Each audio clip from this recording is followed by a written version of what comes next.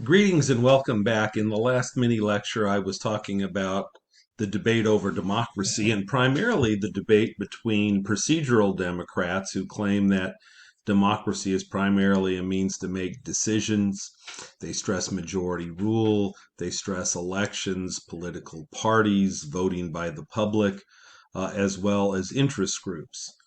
The principal Democrats say that yes, majority rule is important. Yes, elections and parties and interest groups do link people to government, but primarily what democracy should be about is protecting certain rights and or liberties that, for example, you might see in the American Bill of Rights. When I ended the last mini lecture, I was talking a bit about political parties.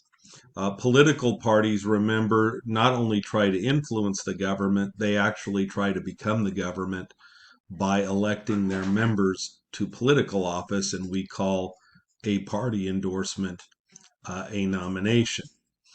So if you take a look at what political parties should do, whether they're Democrats or Republicans in the US, conservatives or the Labor Party in Britain, whether it is the Social or Christian Democrats in Germany, political parties should do certain things. And certainly, as we look at political parties throughout this course, here are some suggestions. This is not an exhaustive list. There certainly are a lot of other criteria that could be used, but certainly these are criteria that, in my opinion, would be very appropriate.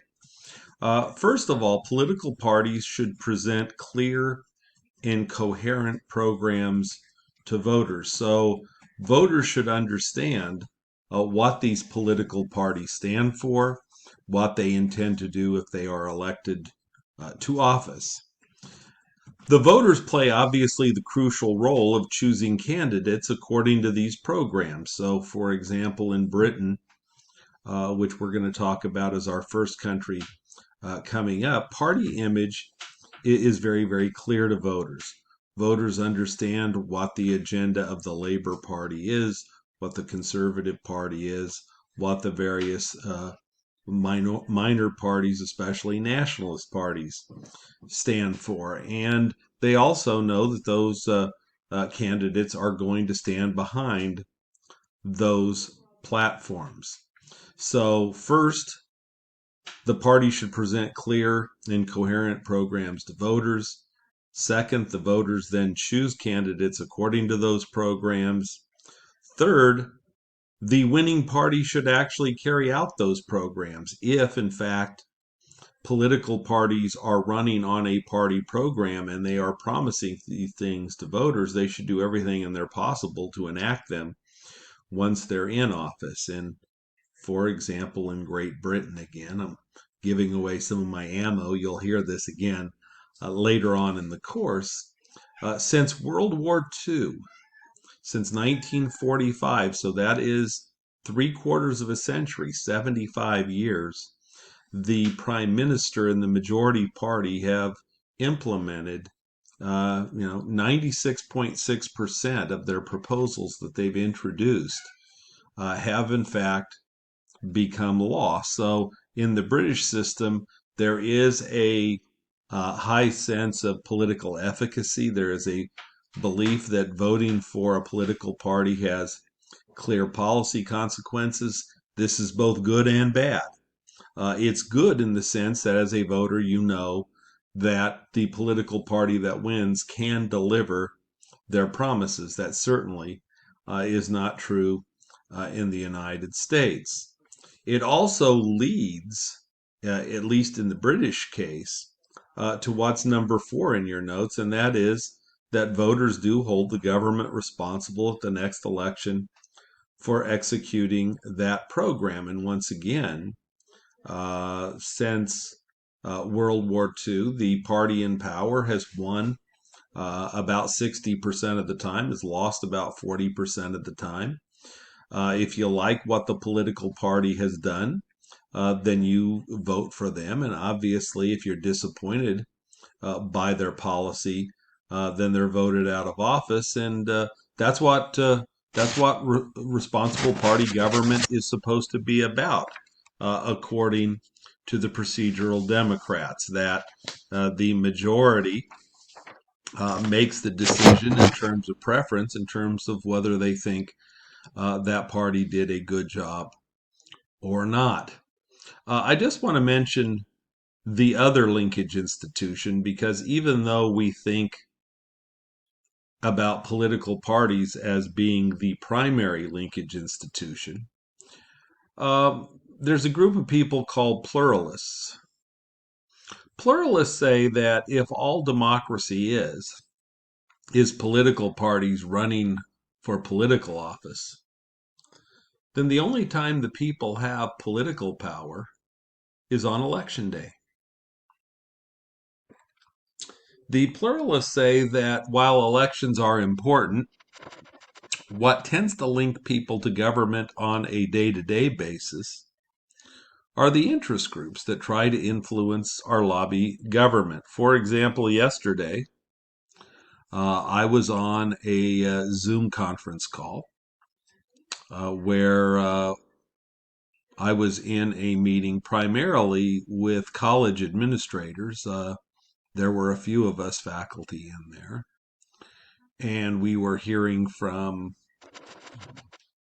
a person from the legislative analyst's office, from the Department of Finance. There were a few others. And in this particular case, the group of administrators, of course, was trying to lobby these representatives of the governor to tweak the proposal to make it more flexible for college administrators to use their money. Now, I'm not making an evaluation of whether that's good or not, but certainly there are various groups. I'm the president of the Merced College Faculty Association. We belong to a group called the Community College Association. And we have lobbyists, our interest group, that try to lobby for educational initiatives that the faculty would like to see. So there are administrative interest groups, there are faculty interest groups, there are classified interest groups. There's K to 12 groups, there's the UC, the CSU. We all have various interest groups. There are a whole lot of them. And what pluralists assume in both the United States and in Britain, and you should underline this or star this, you very likely could see this on an exam, right? Government responds to citizens that are organized into groups, that the group competition is open, it's dynamic, new groups are formed all of the time. And obviously, there are a ton of groups competing for limited resources, and the government does not have the resources to satisfy all demands.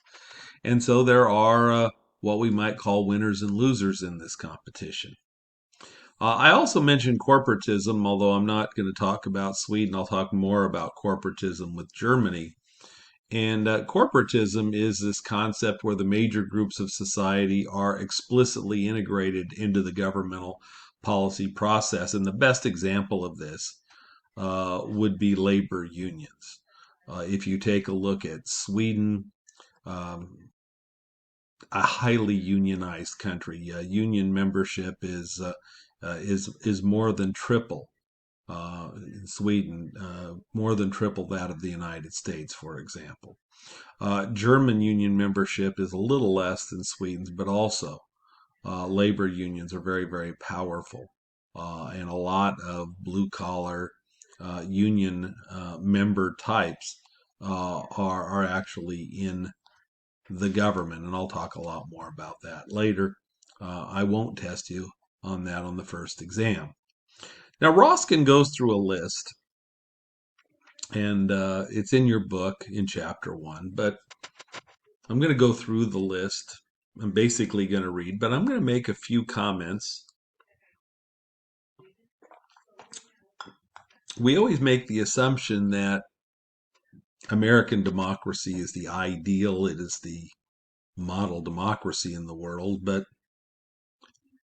does our governmental system, does our democracy meet the standards are the tests that Roskin lays out in the first chapter. So let's take a look at his 6 criteria testing democracy. First, accountability. Elected officials must face a real possibility of losing elections. Your book later, Carl Friedrich, talks about the law of anticipated reactions. And all the law of anticipated reactions is fear of electoral punishment. In other words, if elected officials do not really face a real possibility of losing elections, they're not very accountable. So, for example, again, I want you to just think about this. In the United States, since the end of World War II, depending on whose source you seek out, House members have won 92 to 93% of the time when seeking re-election, senators around 76, 77%. So think about the House of Representatives. There are parts of the country where re-election is almost a given. And so people serve for a long time. They really don't face a possibility of losing elections. Less than 10% of seats typically in the House of Representatives are have a realistic chance of a turnover. In Great Britain, we're going to discover that number is almost a third. So British public officials, British legislators face a much more realistic challenge, and British House of Commons members lose bids for re-election more than American congresspersons. 2, equality. One man, one vote. There have been numerous charges in the United States of voter suppression in a variety of states. And so there is a real debate about whether there is meaningful equality in the United States given voter suppression in numerous states, and certainly Texas has been the poster boy in the last election. 3, competition. According to Roskin, several candidates and parties compete in fair and free elections. One-party systems are not democratic, according to Roskin, and yet Japan and Sweden for many, many years were one-party dominant. The United States and Britain have tended to be two-party dominant. Germany, France, and Italy have tended to have multi-parties, and in fact, some would argue that Italy, which had 51 governments in 46 years, had so many parties competing that it was unstable, but certainly there was a lot of competition. Alternation. Occasional turnovers in power must replace the in party with the out party, and certainly we've seen that in the United States recently with the election of Joe Biden. The Democrats now are going to control the White House instead of the Republicans. Representation through electoral systems. I'm going to talk about this quite a bit later. But there is a real trade-off here, and you go too far in either direction, you have real problems. So in the United States and Britain, we have single-member districts, right? We vote for a congressperson that represents a district. This occurs in Britain as well. This tends to reinforce two-party dominance, and it tends to be very stable, but it's not particularly democratic, and I'll talk about this in more detail later. Proportional representation systems, where a party gets legislative seats in proportion to the vote it attracts, is much more democratic, but it's far less stable. For example, France in the Fourth Republic from 1946 to 1958. During that 12-year period, 26 governments in 12 years, primarily due to proportional representation in splintered party systems. And again, I'll talk about this in detail when we get to France. And finally, the last one, that there must be a free and fair media as a watchdog over government. On an almost daily basis, you hear this notion of fake news or the media is the enemy. This is very dangerous. You need a media to be a watchdog over government. and we'll talk again about this throughout the course. We change topics in the next mini lecture. Have a great day.